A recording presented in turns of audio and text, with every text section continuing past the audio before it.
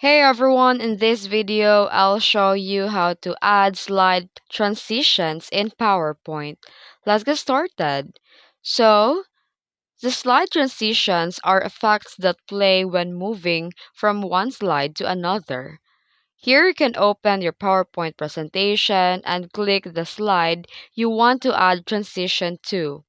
And after that, go to the Transitions tab. Choose a transition effect like fade, push, wipe, and more. Click on the effect to apply it. And that's it.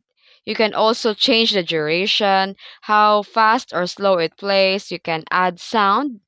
You can also click Apply to All to use the same transition for every slide. And click Preview on the left side of the ribbon to see how it looks. Avoid too many different transitions. Stick to 1 to 2 styles for clean and professional presentation. And that's it. If you found this video helpful, don't forget to like and subscribe for more tutorials. Thanks for watching.